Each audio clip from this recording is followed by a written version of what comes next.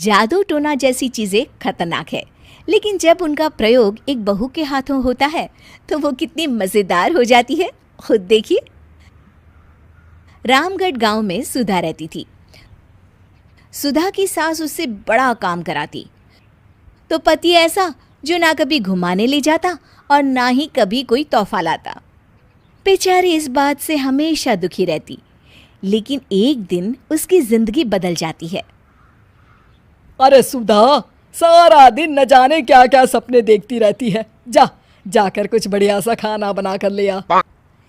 सपना ना देखो तो क्या करूं, मेरे तो कर्म ही फूट गए जो ऐसे घर में शादी हो गई।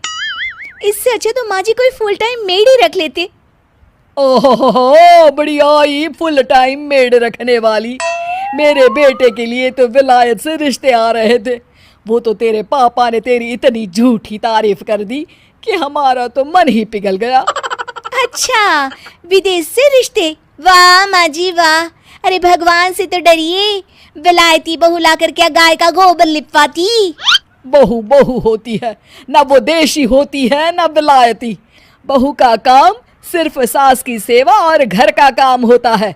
और सुन, तुझे मैं क्यों बताऊं कि मैं क्या करती? जाकर घर का काम कर। सुधा मन महसूस कर वहां से चली जाती है। शाम को सुधा का पति जल्दी घर आता है, जिसे देख सुधा खुश हो जाती है।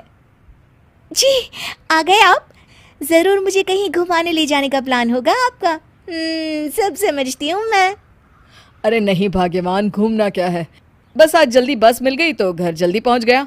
अच्छा सुनो, जरा आज शाम की चाय के साथ पकोड़े भी तल लेना, बड़ा मन कर रहा है। सुधा पति की बात सुनकर पैर पटकती हुई किचन में चली जाती है। वो काम करते करते खिड़की के बाहर देखती है कि तभी उसे एक चमकीली सी कॉपी दिखाई देती है। वो खिड़की से उस कॉपी को उठा लेती है और उसे खोल कर देखती है तो उसमें सुनहरे अक्षरों में लिखा होता है, जादुई किताब, इस पर जो लिखो वो सच होता है। सुधा उस किताब को देखकर खुश हो जाती है और जल्दी से पास रखी पेंसिल उठाकर उसमें लिख देती है, मेरी सास सारा काम कर दे। तभी उसकी सास किचन में आ जाती है और कहती है, अरे बहू, सारा दिन लगी रहती है काम में, अब जाकर आराम कर ले। मैं तेरे लिए चाय और गर्मा गर्म पकोड़े लेकर आती हूँ। सुधा ये देखकर हैरान हो जाती है और कॉपी लेकर कमरे में आ जाती है। तभी वो देखती है कि उसका पति आराम से बैठकर किताब पढ़ रहा होता है। सुधा झट से कॉपी निकालकर उसमें लिखती है, मेरा पति मुझे घुमाने ले जाए। बस फिर क्या था, सुधा का पति किताब बगल में रख देता है और उससे कहता है, बहुत दिन हो गए हम कहीं घूमने नहीं गए ना, चलो कल मैं ऑफिस से छुट्टी ले लेता हूँ।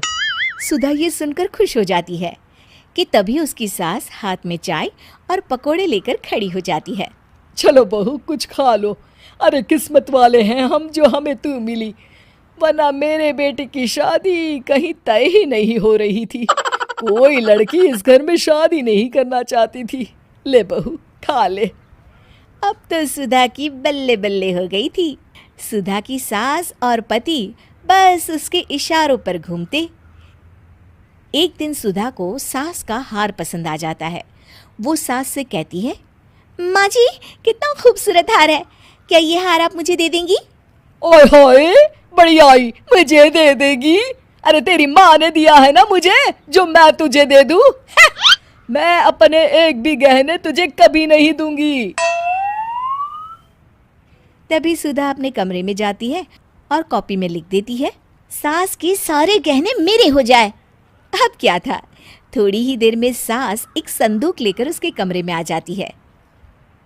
बहू ये ले। ये क्या है माँ जी?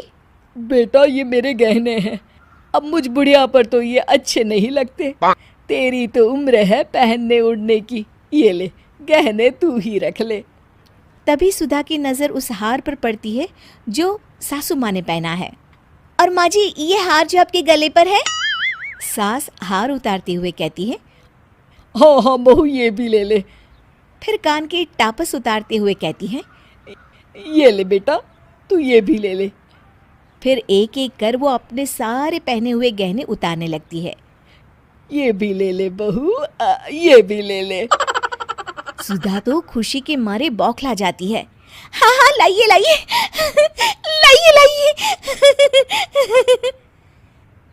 तभी सुधा का पति उसके पीछे आकर खड़ा हो जाता है और जोर से चिल्लाता है, अरे सुधा, क्या हुआ? क्या लाइए लाइए कर रही हो? अरे जरा कढ़ाई में तो देख लो, सारे के सारे पकोड़े जल गए। तभी सुधा की सास भी उसके सामने आ जाती है। इस लड़की से तो एक काम ठीक से नहीं होता, दिन भर सपने ही देखती रहती है। तभी सुधा को होश आता है। वो खिड़की के बाहर देखती है जहां उसे कुछ दिखाई नहीं देता। दरअसल जादुई वादुई कुछ नहीं था, वो सिर्फ एक काल्पनिक सपना था जो सुधा अपनी जिंदगी से तंग आकर देख रही।